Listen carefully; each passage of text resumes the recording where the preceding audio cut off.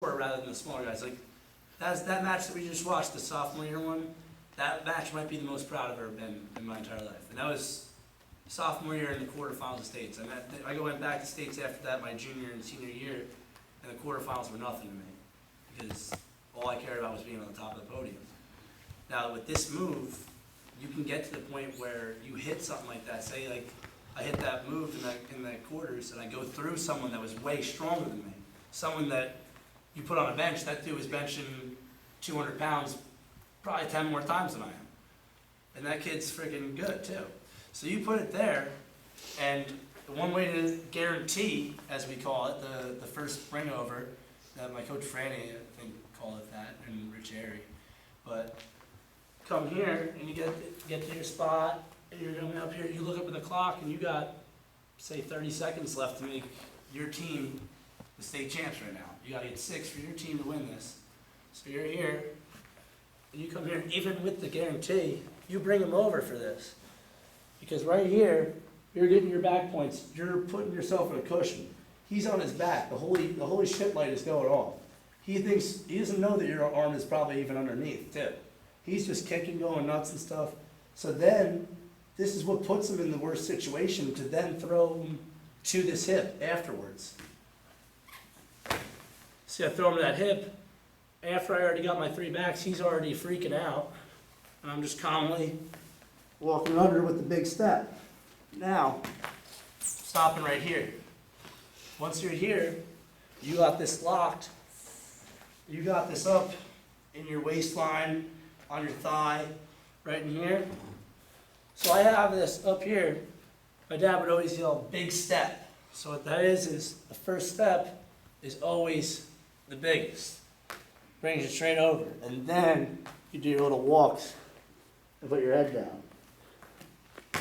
So to reiterate why that guarantee goes down again, give you another scenario. You're here, fighting down, you're down by 2 points, say. Guy took you down first period. He takes bottom second period. Boom, you lock it up. Here, say you're not strong enough to put him on that hip. Say you're not strong enough, the guy's way bigger than you, you bumped up 2 weight classes, you're just trying to stay out there and get the win for your team. Bring this over, keep this tight, both pinched. You could sit here for the whole period. If it comes down to a tournament style wrestling, just advance and you gotta win by a point, you're here the whole period. They can't stop it. Then, if you want to get brave, you throw them in the hip, walk it under. Step into the head. So with that guarantee right there, it's just a big help. As much as it's mental for you of getting him on his back, breaking through that wall, saying your goal before you go into the match is to get that man on his back. You throw that leg over and you get him on his back, not only does it give you confidence to then go out, get the pin after that, or do the move even again in a later period, in a later time of the match, he's also sitting there like, this dude just freaking took my leg, shoved it up my freaking butt, and then cracked my head down, and then just took me over for 3 like it was no big deal. He's sitting there like, he has no idea what's going on. He's frustrated, he's running back to the center. Then the next thing you know, he butts up even worse, and he's in it for the long haul. He's getting cradled again, you know? I've seen hundreds of people sit there, and after the first turn, it just gets worse for him. So that guarantee is very, very important. Any other questions with that? For after you hit like the first part, when you step back around and walk it, is that a separate 3 or no? Nah, because you have to let go of the lock. Same hold. Ref Murph knows. He knows. Yeah.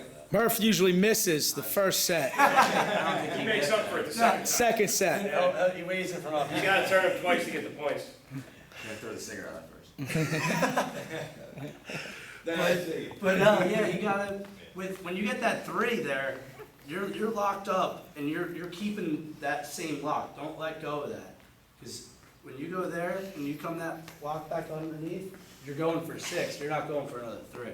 Once you walk that, I don't think there's ever been a time that I've walked the leg and not gonna fall. Now what if they have both their hands tucked in, so you can't get underneath the arm to either crank them or So they got both hands tucked in. They're here, I can't get underneath. I'm gonna come underneath. I'm pulling my hand over top here, and whether they got their hands underneath or not, I'm still gonna be able to bend him with only one hand to get my knee on top. Once this knee's on top, he can keep his hands tied in there.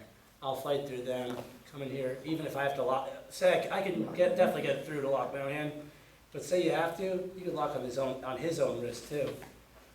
And bring him over and then switch to your own grip. There. It's all about just, on their reaction, you just gotta be comfortable with sitting on that anchor here and being able to pull that knee up. You can bring that knee in tight, you can bring it out wide, just any way to the point where you're not gonna go this way. That's where your holy shit lights go off. So you're here, and you got that anchor, and you're trying to pull in, go across, get that inside arm and stuff. Any way he bumps, you wanna be able to scoot, move off of, so stuff like that. I mean, you had a long summer for this. I mean, for the guys I went over this with, like you said, like Lynch especially, he got this move real good and was very comfortable there. I mean, I was in attendance when he did it at Regions, and he was a guy that I came in here and very quiet, learning the move and had it very good, but you couldn't always tell that he had it very good because he was just kind of like noticing a lot of things. Next thing you know, the kid's in the region semis, cradling the kid up, pinning him, and he's going to states.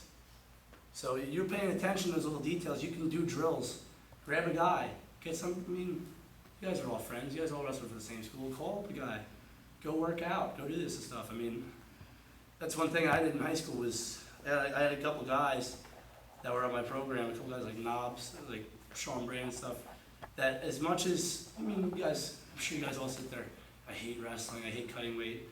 There's plenty of times to hate wrestling.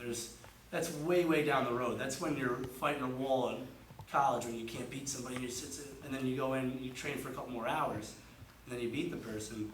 But in high school, it's all about just noticing things and just getting as good as you can and having fun with it. I mean, there's a lot of fun that you can be had with getting better with a friend. And then you go out and you got a dual meet and you win a big match for somebody, next thing you know, your name's up on the wall.